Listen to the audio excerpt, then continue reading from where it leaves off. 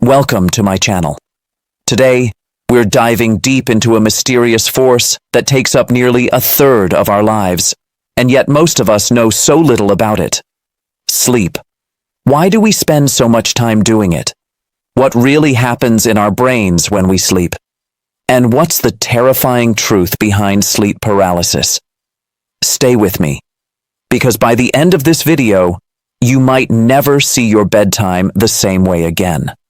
Let me ask you, if someone told you that you'd spend 32 years of your 90-year life unconscious, would you believe it? Sounds crazy, right? But that's exactly how much time the average person spends sleeping. That's about 36% of our entire life. So if sleep is consuming this much of our precious time, it better be doing something important. And yet in today's always-on world, many of us treat sleep like an annoying obligation, something that just gets in the way. It wasn't always like this. In ancient times, when the sun went down, people went to sleep. Simple.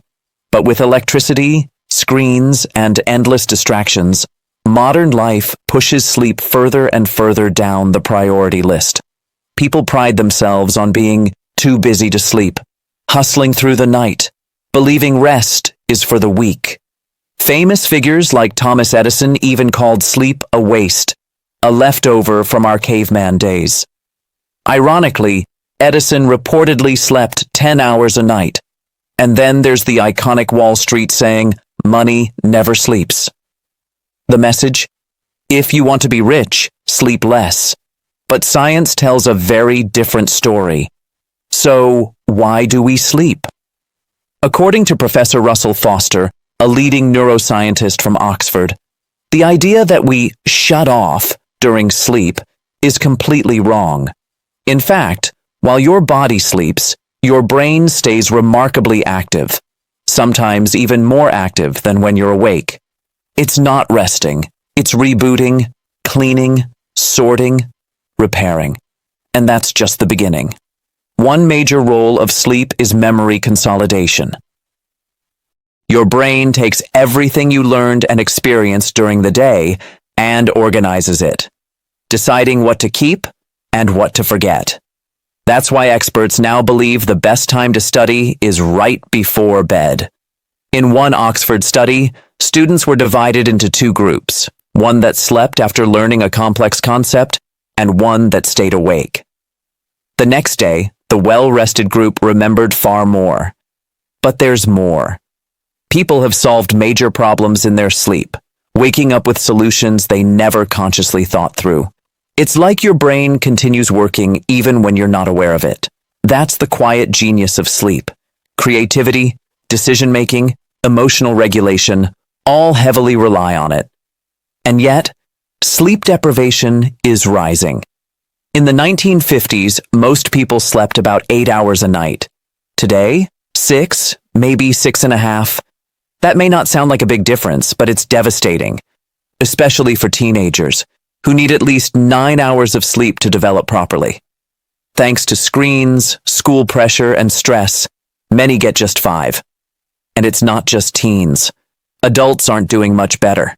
Night shifts, late-night emails, social media scrolling, all of it disrupts our biological clock. Even if you sleep during the day after a night shift, it's not the same. Your body doesn't like sleeping in daylight. It goes against your natural rhythm, affecting both mental and physical health.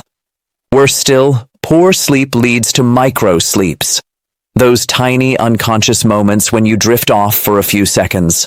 They might sound harmless until you realize that thousands of traffic accidents every year are caused by drivers momentarily dozing off. In fact, sleep deprivation played a key role in the Chernobyl nuclear disaster. When our brains are tired, we make bad decisions. We react poorly, we lose focus, and the consequences can be deadly. But let's get personal. Lack of sleep affects your mood, your memory, your weight. Yes, your weight. People who sleep less than 5 hours regularly are 50% more likely to become obese. Why? Because sleep loss increases a hormone called ghrelin, aka the hunger hormone, which makes you crave sugar and junk food. Ever noticed how you're hungrier after a bad night's sleep? Blame ghrelin. And the chain reaction doesn't stop there.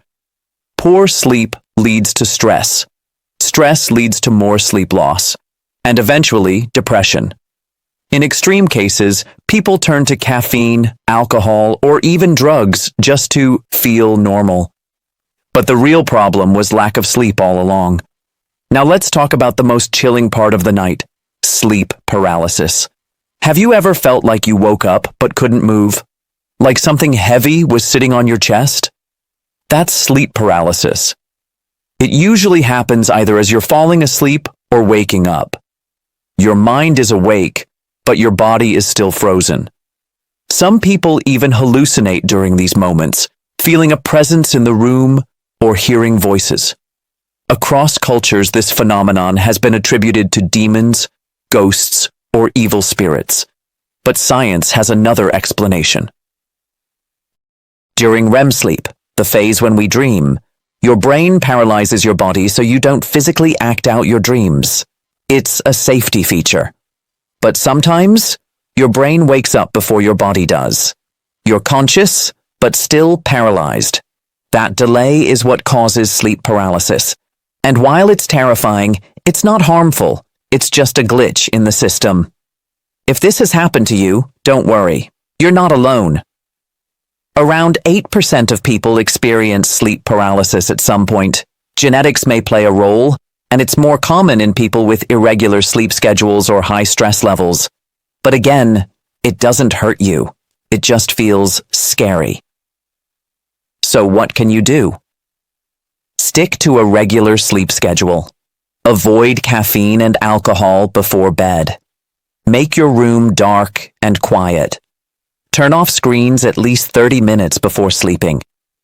Your brain interprets bright light, especially from phones and TVs, as daylight and delays melatonin, the hormone that makes you sleepy. Sleep isn't just rest, it's repair. It's creativity, it's memory, it's problem solving, it's emotional healing. Even mental health disorders like schizophrenia and bipolar disorder improve with proper sleep.